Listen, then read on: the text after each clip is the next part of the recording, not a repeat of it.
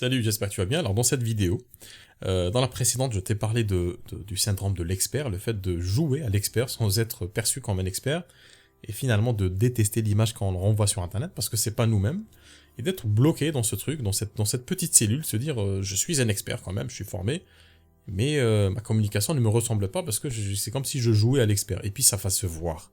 Et donc pour faire suite à cette conversation,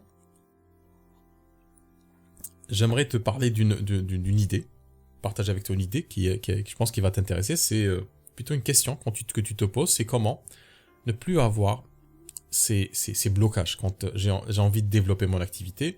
Alors, je me suis formé, je me suis lancé officiellement, j'ai fait tout ce qu'il fallait. Maintenant, qu'est-ce que je fais?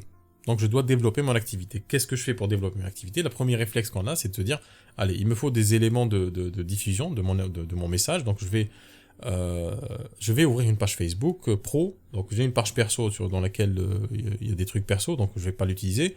Je vais ouvrir une page Facebook pro, et dans cette page Facebook ou une page Instagram, et dans cette page-là, dans ces espaces-là, je vais faire quoi?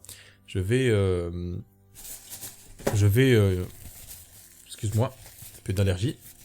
Dans ces espaces-là, ce que je vais faire, c'est que je vais parler de la thérapie, qu'elle est super intéressante, que c'est super beau, elle peut faire des miracles, et puis je vais partager de l'information aussi qui vient d'ailleurs, hein, de blogs, de sites d'actualité. Par exemple, si tu fais de l'hypnose, tu vas partager des articles sur l'hypnose, des vidéos, des conférences, pour montrer que ça peut agir sur tel domaine, etc., etc.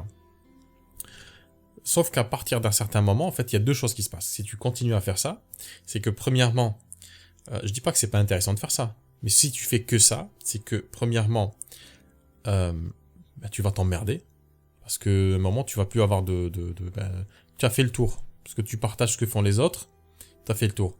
Et en parenthèse, donc tu vas poster tout ça, et entre les publications que tu vas poster, les publications que tu récupères à droite à gauche, tu vas insérer une petite publication pour dire une citation, quelque chose, et puis dire prenez rendez-vous. Donc les gens qui viennent sur ta page, en fait, qu'est-ce qu'ils vont voir? Ils vont voir ces publications qui sont pas à toi, et entre deux, prends rendez-vous. Donc c'est quelque chose d'assez froid quand on est en souffrance et quand on cherche quelqu'un pour se faire aider, ou quand on ne cherche pas forcément, d'ailleurs sur Facebook on ne cherche pas forcément, mais on a cette souffrance en sourdine qui est là, qui nous accompagne tout le temps. Donc dès qu'il y a quelque chose qui résonne avec cette souffrance-là, là on prête attention, et puis on fait beaucoup plus attention, et on commence à s'intéresser, à s'approcher beaucoup plus du thérapeute dans ce qu'il fait. Mais faire ces choses-là de cette manière-là, c'est sûr que tu vas accrocher avec personne. Ça ne marche pas. Donc cette première chose, c'est que ça va te saouler de faire ça. La deuxième, c'est que ça te bloque. C'est que tu vas te sentir bloqué dans ton développement d'activité, et ça c'est quelque chose d'extrêmement rageant et d'extrêmement frustrant. On se dit, j'ai pas fait... Mon métier justement, c'est d'aider les gens à ne plus être frustrés, ne plus être en colère, ne plus être en deuil, ne plus être fatigué, ne plus être stressé, ne plus être triste, et je me retrouve dans la situation de mes consultants. C'est-à-dire que j'ai quelque chose qui me tient vraiment à cœur. Si je dois faire un parallèle avec les consultants, leur vie leur tient à cœur, hein, leurs projets, leurs souhaits, leurs espoirs, mais ils n'y arrivent pas. Et tu te retrouves dans cette situation bloquée, dans laquelle tu as on va dire, un gisement d'or, d'accord?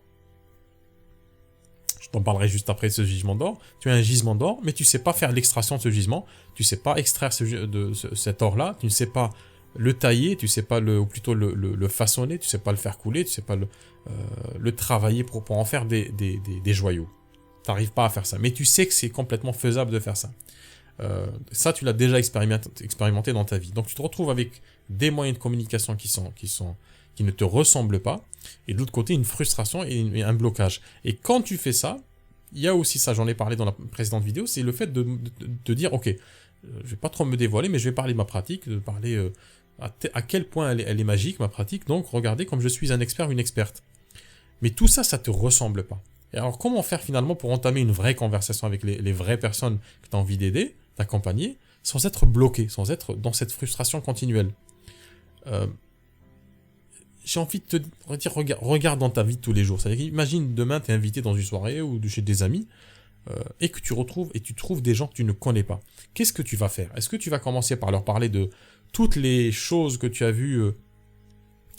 Ça me fait penser d'ailleurs à la chanson de Cabrel, Animal, je crois que c'était Animal, qui parle de ça. Personne qui se vante et tout, etc., qui parle de ses voyages. est-ce qu'aujourd'hui, si tu es dans une soirée et que tu rencontres des gens que tu connais pas, est-ce que tu vas commencer par leur parler de les voyages que tu as fait, les trucs que tu as vus, les machins? Ça intéresse pas les gens. En fait, ils vont dire, il saoule ou elle saoule. Pourquoi pourquoi il tartine sa vie sur nous? J'ai pas envie de parler de ça. Ça ne m'intéresse pas. Alors imagine si tu continues à faire ça. Et imagine c'est-à-dire entre deux phrases, tu dis, au fait, vous savez que vous pouvez prendre rendez-vous hein, avec moi. Moi, regarde, tenez, ma carte de visite. Alors imagine à chaque fois que tu parles avec quelqu'un, ça peut paraître aberrant, mais c'est ce qu'on fait sur Internet. Imagine à chaque fois que tu discutes avec ces gens-là, déjà tu les saoules, et en plus, à chaque 2 minutes, tu sens une carte de visite, une nouvelle carte. Tiens, regarde ma carte de visite, regarde comme elle est belle, regarde comment l'image est belle, regarde, il y a mon numéro de téléphone. Appelle-moi si tu as besoin, hein. Appelle-moi. Comment va être la réaction? Comment va être ta réaction si tu parles avec quelqu'un qui fait ces choses-là? Alors je pense au minimum, tu vas pas trop apprécier. Au max, il va peut-être prendre un truc sur la gueule, hein, simplement, où tu vas lui dire, ah, tu sais quoi, arrête, ne viens plus, arrête de me parler, parle de l'autre côté. Donc c'est ce qu'on fait sur les réseaux sociaux, sauf que les réactions des personnes, des consultants, pour le coup sur les réseaux sociaux, sont beaucoup plus instantanées, parce qu'ils ont cette capacité de dire, de virer la personne, de nous virer, si on n'est pas bon, si ça correspond pas à ce qu'ils vivent. En fait, ils vont zapper, ils vont juste ignorer ce qu'on fait, et c'est problématique, c'est très rageant, c'est frustrant d'être ignoré par des personnes qu'on peut aider. Et ça rajoute à la frustration. Donc comment on fait? En plus, si tu fais ça, il y a le fameux, il ne déroge pas à la règle, hein, le fameux syndrome d'imposteur qui va débarquer.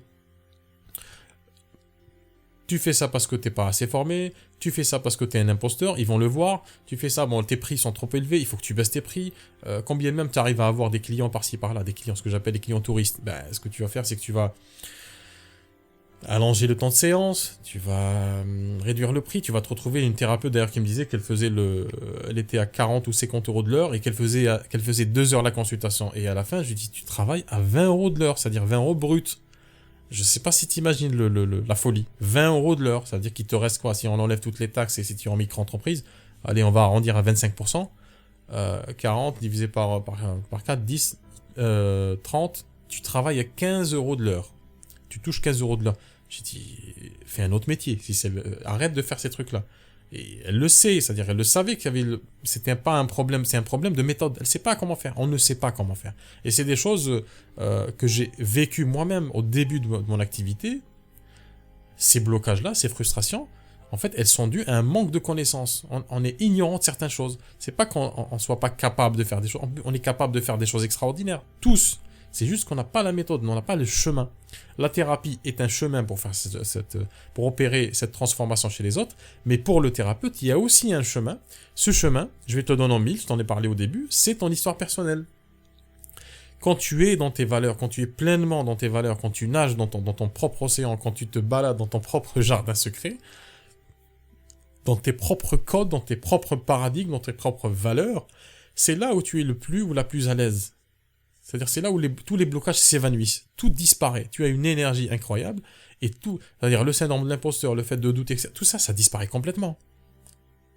Par expérience, et je le vois aussi dans l'accompagnement que je fais avec les thérapeutes, c'est-à-dire, il peut y avoir une situation bloquée sur un an, parfois une discussion de 10 minutes, un quart d'heure, le fait de remodeler une idée, le fait de recadrer la personne, c'est-à-dire de lui changer, lui faire un changement de perspective, le fait de se décaler un petit peu, de se dire, ah mince, je pensais que c'était un échec, mais en fait, c'est pas un échec. C'est que je ne voyais pas l'opportunité.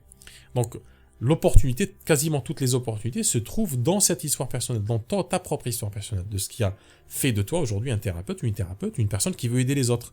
Imagine si tu capitalises sur cette histoire personnelle, imagine la force, la puissance que tu vas avoir, ne serait-ce qu'à te mettre sur Internet dans les meilleures dispositions, toi-même. Pas quelqu'un d'autre, d'arrêter de faire comme tout le monde, d'arrêter d'être quelqu'un d'autre. Et ces blocages-là vont complètement disparaître et tu vas savoir aussi parfaitement qu'est-ce qu'il faut dire, à qui il faut le dire. Parce qu'il va y avoir une synchronicité, un alignement entre toi, ce que tu as vécu, et puis ces personnes auxquelles tu t'adresses et qui sont encore certainement dans cette souffrance-là. Et tu vois que quand tu arrives à faire ça, c'est le feu d'artifice.